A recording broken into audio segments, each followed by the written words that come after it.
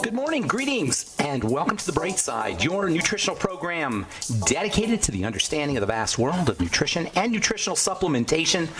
I'm your host, Pharmacist Ben, nutritional pharmacist from Boulder, Colorado. I use nutritional supplements where other healthcare practitioners use toxic pharmaceutical drugs and sometimes deadly medical procedures. If you suspect that there are natural nutritional roads to your health and vitality and well-being and to addressing your health challenges, whatever they may be, but you don't know where to begin, you have come to the right place. As you listen to The Bright Side every day, you are more and more in control of your body. You are more and more knowledgeable, and you know you can overcome any health challenge. That is why we are here every day on The Bright Side, helping clear up the sometimes confusing world of nutrition and nutritional supplementation. Over the last 33 years of practicing pharmacy, I have seen drug-free recoveries from diabetes, hypertension, obesity, skin diseases like acne, psoriasis, eczema, rosacea, digestive ailments, autoimmune issues of all kinds. Recoveries that by the standards of modern medicine can only be called a miracle, but what is in the world of the body, what is in the world of biology, standard operating procedure, because the human biological system is a healing system. It's a regenerating system. It is designed divinely to heal and renew itself on a moment-to-moment basis, and while some folks may call that a miracle, it really is just the way the body works. If you have questions about health, nutrition, prescription drugs, if you want to wean yourself off your meds and get on a good nutritional supplement program, we are your go-to source for all things health and nutrition. If you have questions about ingredients or formulations or skin health products or nutritional supplements, 844-236-6010 is our number, 844-236-6010. And we welcome your phone calls. If you want to purchase longevity products, you can call 866-735-2470, 866-735-2470, or head to brightsideben.com, pharmacistben.com, or criticalhealthnews.com. And if you want to purchase our Truth Skin Health products, go to truthtreatments.com, truthtreatments.com. Never any preservatives, fragrances, fillers, waxes, emulsifiers, surfactants, nothing your skin, silicone or oil, vegetable oil, nothing your skin doesn't need or doesn't want in any of our Truth Skin Health products.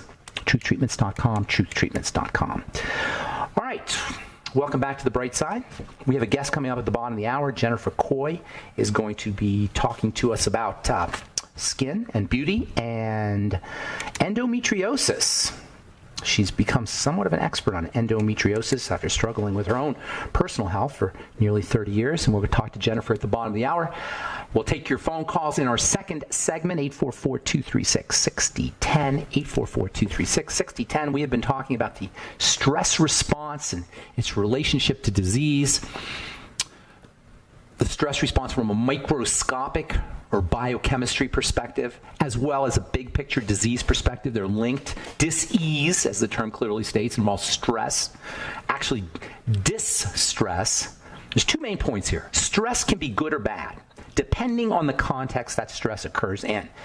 Stress that occurs in a context of rest, that is a little bit of stress and a lot of rest. Stress that occurs in the context of good nutrition and with resources is really good, because stress is a stimulus for growth.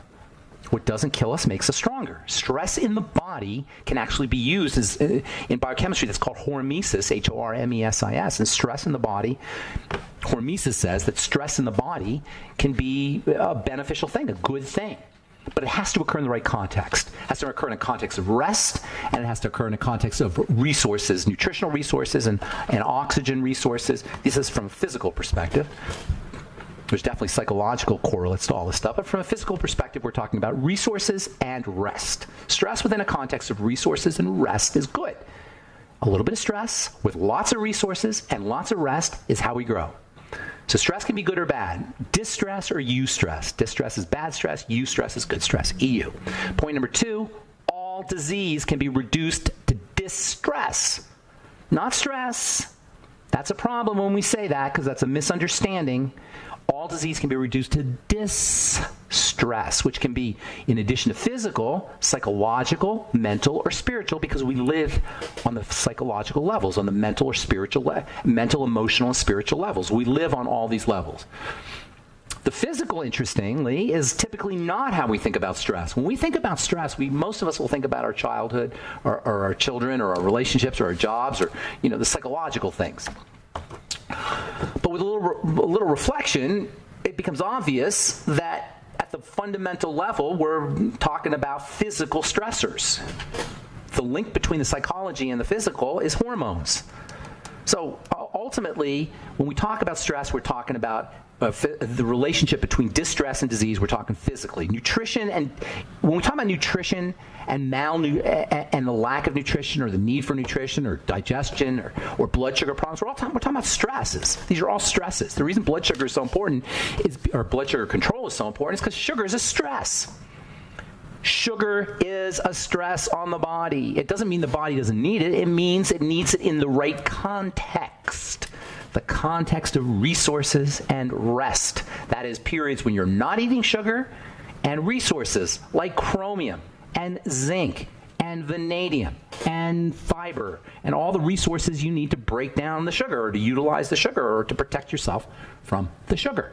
Under conditions of lack of resources, lack of rest, which is what happens when you eat Snickers bars all day long or when you graze like nutritionists tell you to do, you don't give your body a rest. It's all about stresses on the body.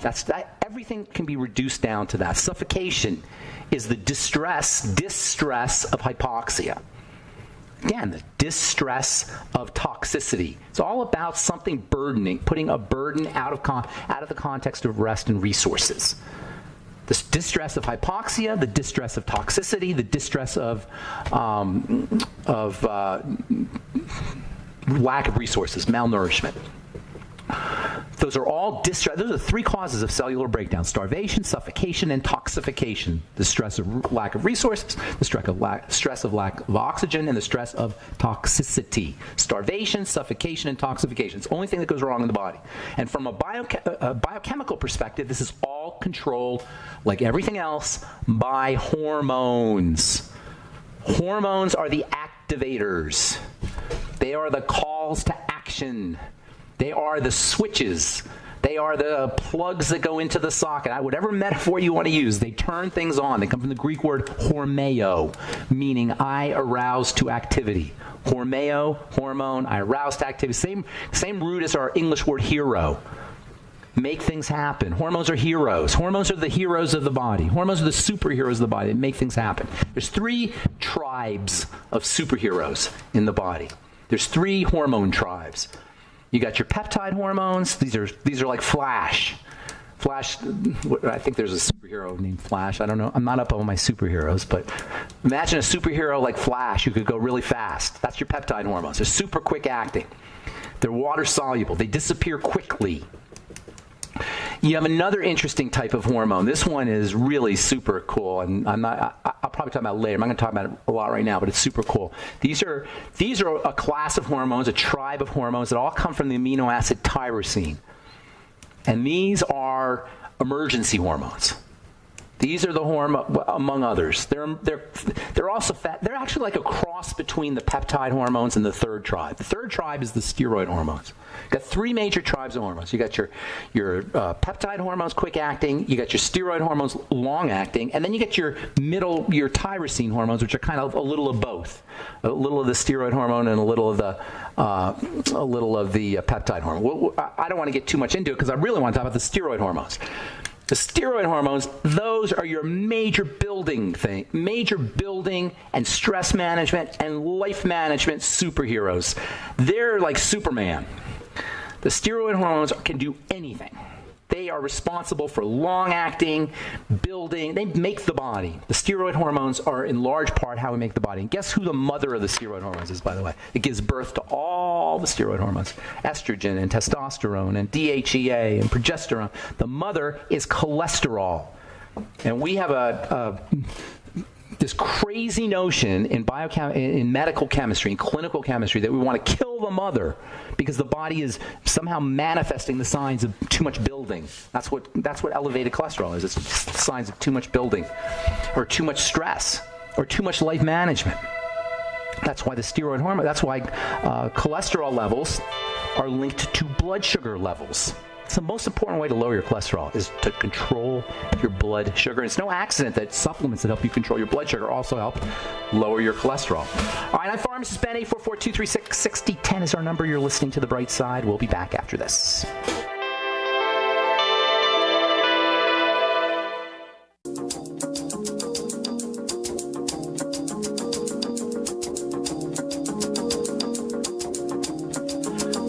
back on the bright side. 844-236-6010 is our number, and we have lines open for you at 844-236-6010. We're talking about the stress response and hormones and the hormone connection to stress response. There's 3 kinds of hormones, as we said. Oh, by the way, we got Jennifer Coy coming up the bottom of the hour. She's got a specialty in endometriosis. She's been working with Dr. Andrew Cook, founder of the Vital Health Endometriosis Center in Los Gatos, California. And she's got some interesting things to say about hormone disruptors in beauty products. Yes. Many of the chemicals that we interact with on a day-to-day basis, including chemicals that are in cosmetics, including the birth control pill, including the water we drink, including plastics, including herbs, including medicines, including foods, act by disrupting hormones or have a hormone disrupting activity. Soy has a hormone disrupting activity. Hormones are so freaking important, but they're so misunderstood. When we talk about hormone disruptors, we're talking about interfering with the signaling, the arousing action of hormone, either by amplifying it or blocking it. Not a good thing. The body runs. These molecules tell cells what to do. When you ingest substances that interfere with that process of telling cells what to do, you're playing with fire. By the way, that's called signaling in chemistry. Telling cells what to do is known as signaling. You probably never heard of that term, but it's really fundamental to understanding how nutrition works. I started using vitamin C in skincare products because I realized that vitamin C is a signaling molecule. Signaling molecules are molecules that tell cells what to do. Hormones are a major class of signaling molecule, but they're not the only ones. And within the hormones, you got multiple types of hormones, as we said. You've got the steroid hormones, which are the ones we always talk about. When they're kind of like the term is used synonymously. Nobody really thinks about the peptide hormones, but they're hugely important. Insulin is a peptide hormone. Growth hormone is a peptide hormone. The hormones that control our digestion and food intake are peptide hormones.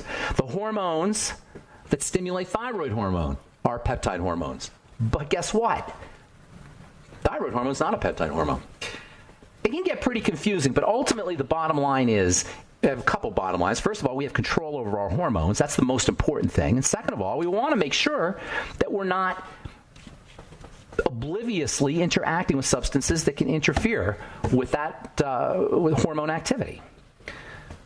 Statin drugs block the production of the major, I don't want to say the major, but a case could be made that it was the major class of hormones, the steroid hormones. It's craziness, utter craziness, and it's why clinical chemistry is, compared to biochemistry, is fool's gold. It sounds like it's all great, clinical chemistry. It sounds like it's wonderful. Now they have these healthcare professionals called functional medicine health. They only use clinical chemistry, and they present themselves as being way smarter than regular medicine, because they use clinical chemistry. We test everybody. We make sure with we test their cholesterol before we give them statin drugs. Oh, my cholesterol's really high. What does that even mean? My cholesterol's high. High compared to what? Maybe it's high because you need more cholesterol in your body. Maybe it's high because you're eating the wrong food. All right, 844-236-6010 is our number. Jennifer Coy coming up at the bottom of the hour. We'll talk endometriosis. We'll talk about its relationship to estrogen. I'm making a progesterone cream we're still working on it, so it's not quite ready yet, but hopefully we'll have it out. Progesterone cream can be amazingly helpful for balancing out hormones, because progesterone, I usually don't like using hormone or interfering with hormones, but compared to estrogen, progesterone is pretty darn benign because the body has many ways of handling progesterone. All right, 844-236-6010 is our number. Let's go to Louise in Pennsylvania. Good morning, Louise. Welcome to the bright side. Good morning. How you doing? Pharmacist Ben, I really enjoy listening to you. Oh, thank you. I've learned so much from you, but I have a problem. It's not too heady? It's not too much information? No, not TMI? at all. I've been telling more people about you. I appreciate that. Yeah, sometimes I wonder if I'm giving people too much information, but then, Louise, you call and let me know that I'm on the right track, so that I really appreciate that. Well, I tell them it's like having a graduate course. Yeah, but not everybody wants a graduate course. Well, the people I know would. Yeah? Okay, good. Yeah, I do. I've passed it around here just this morning, and I passed it on to somebody that teaches at a college. I like that. Let me know what they say. Yeah. What do they teach? Oh, she's anything with health? Retirement, but it has to do with what she say, with nutrition and oh, nice. how to deal with it. She's kind of like a psychologist. Oh, good. I like that. I'm an amateur psychologist.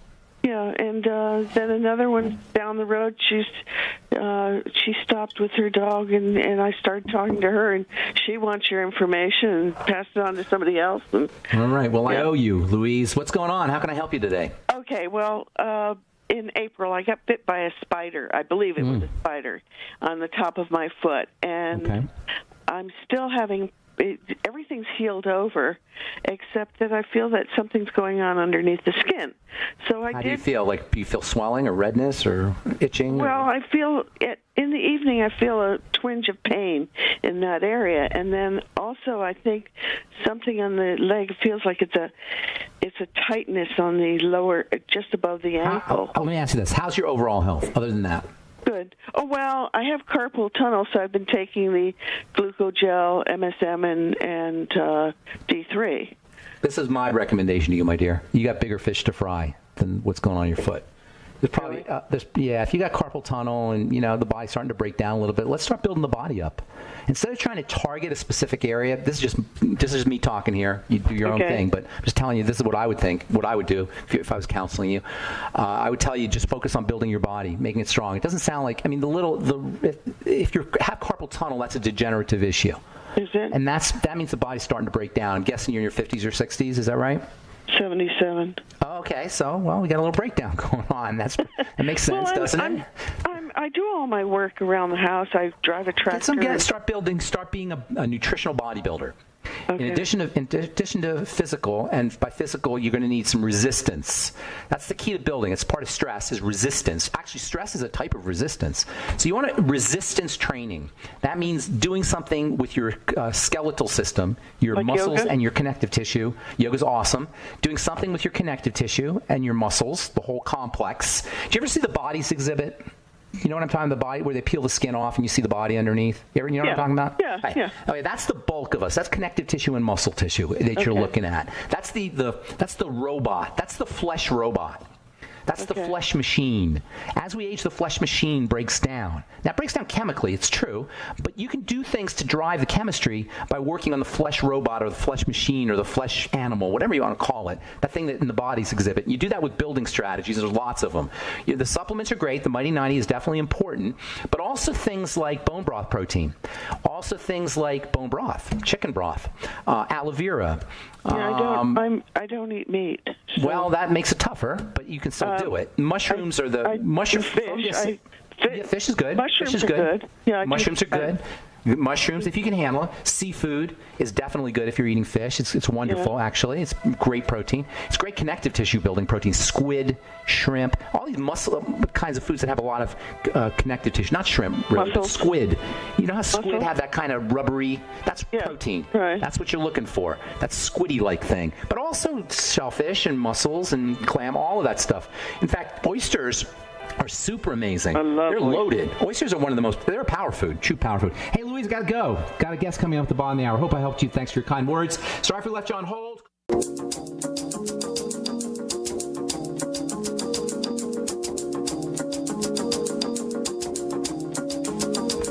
Okay, we're back on the bright side. I'm Pharmacist Ben. We're on the air Monday through Friday, 8 to 9 Pacific, 10 to 11 Central Time.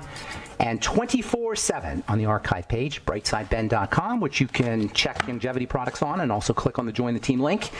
If you want to start a longevity business, you can also head to to pharmacistben.com and criticalhealthnews.com. We got news stories and blog posts as well as videos and lots of good free health information on all our websites. And don't forget to take a look at our Truth Skin Health products at truthtreatments.com and our Truth Nutritional Supplements at truthnourishment.com. Thank you to Robert Lundgren for setting that up.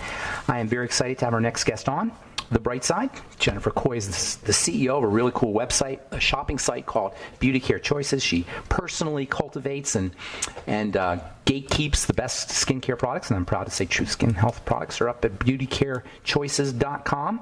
Beautycarechoices.com. But Jennifer is also has another interesting specialty. She has healed herself or cured herself, I think I'm saying that right, of endometriosis. She had it for nearly 30 years, did a lot of research, and now she's working on hormone disruptor-free skin health products, and we're going to talk about hormone disruption in skincare and endometriosis as well. Please welcome to the bright side, Jennifer Coy. Hey, Jennifer.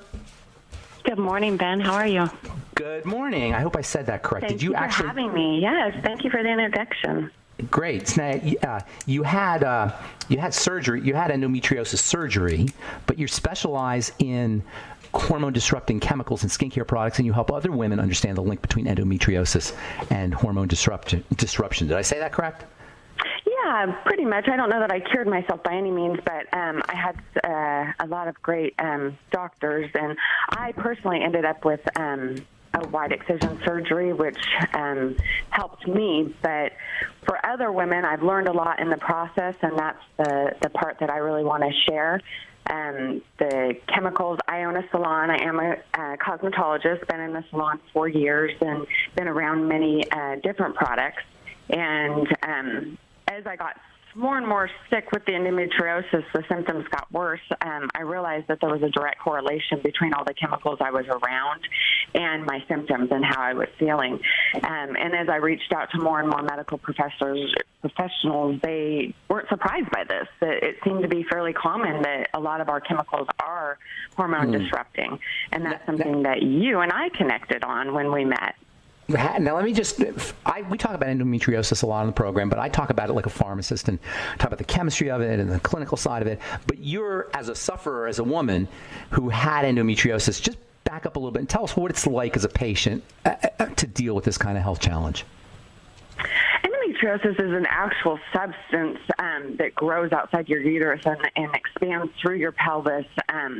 It's a very sticky substance, and it attaches to organs and nerves and ligaments and anything that you can imagine in your pelvis area. So the symptoms are wide and many because it depends on where it's at. It could be in your bowels. It could be digestive issues, pain issues. For me, it was very closely linked to fibromyalgia and many different autoimmune diseases, where I was for years misdiagnosed in many different areas. Did you have chronic pain? Did you have the head to toe? Did you have the head to toe pain? Endometriosis, and that's the problem with endometriosis is how long it takes for it to be diagnosed because of the crazy symptoms that women go through, and then they're often treated wrong throughout the process by being misdiagnosed and put on wrong medications until it's finally figured out. And sometimes the wrong treatment is irreversible, meaning ablation surgeries or actually cutting out your organs or, all the different medications that's the new drug of the day, and then they find out later has horrible side effects. So I know I've heard studies of 1 in 10 women have endometriosis, and it's from my experience in the groups that I'm a part of, it's life debilitating. I mean, it really honestly takes away your quality in life, and that's why I'm so passionate at trying to help get the word out of natural ways to at least deal with your symptoms. I don't know that there's a cure, and you and I have talked about different things that there might be ways to get rid of some of this estrogen naturally that these women are carrying. I'm not sure of that. I would have to be probably a little more convinced because I spent 30 years battling this, and if there was a way to get rid of it, I think I might know about it, but that's why I'm so interested to talk to you. Well, there definitely is. Endometriosis is when the body grows out of control, specifically the connective tissue. Most of the tissue in the endometrial tissue is a connective tissue. When the connective tissue there's a few other things, but mostly it's connected. And what does the connective tissue do? It connects. So like you say, you get adhesions, basically. So you call it sticky stuff, but it's basically connecting stuff, connective tissue. Does that make sense? It's basically an overgrowth problem. Things are overgrowing. And they overgrow. The body doesn't just overgrow spontaneously. It doesn't overgrow for no reason. It overgrows because the signals are messed up. And yes, estrogen is a huge, huge player in it. Inflammation is also plays a role because inflammation starts the growth process. Inflammation is where the signals start to get messed up. Does that make sense? So at the fundamental level, you're dealing with an inflammatory condition, which leads to the hormonal dysfunction, which then causes more inflammation, more hormonal dysfunction. You get this feedback, this positive feedback that tumbles out of control. And so what you got to do is you got to stop the inflammation. Now, you can block the signal, and that's what you're talking about, by blocking all the estrogen, by using progesterone cream is one way of doing it, which you and I have talked about. And then also by not subjecting yourself to these growth stimulators like estrogen mimickers or hormone mimickers or hormone disruptors, whatever you want to call it. But they are all over because estrogen is a fundamental shape in chemistry. It's a fundamental shape in plant chemistry and in biochemistry, and unfortunately today in synthetic organic chemistry. It's a fundamental shape. So these hormone disruptors can be everything from plants Absolutely. to ingredients in your skincare, Absolutely. ingredients in your food, ingredients anything that Microplastic. you're putting on or in your body, correct? Absolutely. Plastic. And when you heat these things, by the way, when you heat these estrogens, they become more active.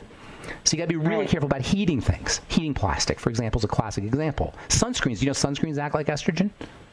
That's the dumbest thing. Dermatologists do a lot of dumb things, but that's one of the dumbest things they tell people to do, is to put sunscreens on. Now, I know I mean blah, blah, blah about the sun, but there's way better things you can do than sunscreens. Sunscreens are majorly estrogenic, and then you heat them, and they become even more estrogenic. When a molecule's heated, it becomes more active. It shakes. It becomes more. It vibrates more.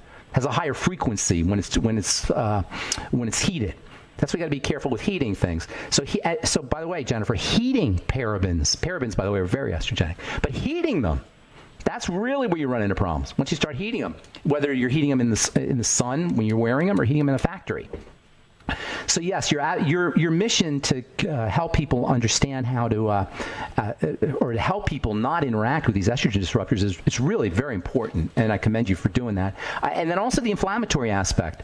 You got to work on the digestive system because that's the major introductory route of inflammatory factors, especially fats, fried fats. That's why fried fats are such a problem. But also stabilizers, too. You can use nutrients as stabilizers. Vitamin E and vitamin A are two wonderful estrogen stabilizers. We'll talk about that when we come back from a break. Thanks, Jennifer. Hang on. Don't go away. We got a commercial we got to take. We're talking to Jennifer Coy, CEO of Beauty Care Choices.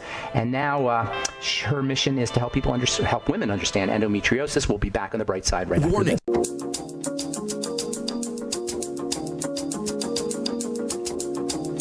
Okay, we're back on the bright side. Pharmacist Ben here talking to Jennifer Coy, CEO of Beauty Care Products. And now your mission is to help women understand endocrine disruptors, hormone disruptors, estrogen disruptors, and skin health products. How'd you get into taking your personal health challenge, Jennifer, and applying it into this specific segment of the hormone story or the hormone disruptor story?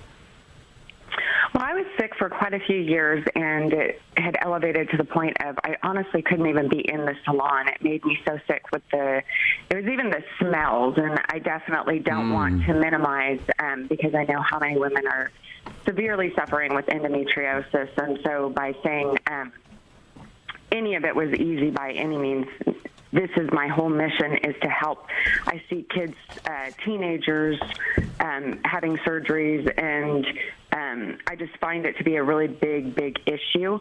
And so by going through it myself and learning the hormone disruptors like soy, like different things in your food, also just the benefits of exercise. And I know exercise is extremely difficult for women with endometriosis, and but there are, obviously you have to do the healthy things to get your body back in balance, but keeping out the things that are making it worse is the first start. And so I know we don't need all of those horrible ingredients in skincare. We don't need all the horrible ingredients in hair care. You've created an amazing brand with 6 ingredients, maybe 7 ingredients, and women can get benefits and nutrition from it without all of the other stuff. So like you've mentioned, sunscreens, and sometimes we just go down the wrong road. So my own health has become my passion because it's my business. I sell beauty care products. I realized I've been Beauty Care Choices is 15 years old. We're, a leading e-commerce company. We've shipped over 1 million packages, and a lot of them have skincare and hair care products that aren't as healthy for women as we would like them to be, and in some cases causing us to be more sick. So it's more just an awareness factor. I sell these products. I sell a lot of these products. Not all of the products have the same reaction on everyone. So I know, not everyone has a problem with soy. Soy isn't a bad ingredient. In some hair care products, it's used as a great protein, and that's fine. But some women have to stay completely away from it. So in my business, savvy. I've created... on Beauty Care Choices, we just launched Clean Salon, which is an icon-driven system that identifies these main kind of disruptors, whether, things that are just really important to people, whether they're vegan, soy-free, gluten-free, all of the alcohol-free. And this is just a 15-year history of listening to customers struggle to find products. If they have sensitivities, what's going to work for them? And so we've spent a lot of time and money developing this system to really help customers, help our clients shop smarter and educate them that these chemicals do have an impact, maybe not on everyone, but on a lot of people. And we recognize that, and we want to honor that and help them make better choices. So beautycarechoices.com, that's the main site. That's the site that True Skin Health products are on. Beautycarechoices.com. Yes, beautycarechoices.com. We've started, it's a tab at the top of the website, Clean Salon, and it's basically just kind of highlighting specific brands that, have a lot of these attributes for clean products that people need right now. So if it is a concern to you, you have a specific spot that you can go to and very clearly identify what your products have and what they don't have for your own health needs. Tell us a little bit about your understanding of progesterone creams, and I know you're using my progesterone cream now. What's your feeling on that as a patient, but also as an expert in endometriosis and hormone disruption? Tell us your take on progesterone cream. I definitely know that the progesterone cream that you buy in the drugstore isn't as helpful as we'd hope. It's not what we're looking for, but a compounded progesterone can be so beneficial in the anxiety and the stress that comes with endometriosis, and I know that it balances some of the estrogens out. I'm not an expert, and that's why I love talking to you about it. But I feel like in a lot of ways, the many years that I was prescribed progesterone at different times, and I felt like it really didn't work for me, I'm not sure that there was ever a concentrated dose enough to get the benefits of the estrogen. And correct me if I'm wrong on this, but it has to be a build-up effect. And so if your body isn't quite getting to the level it's needed, you're not going to see the correct benefits of it.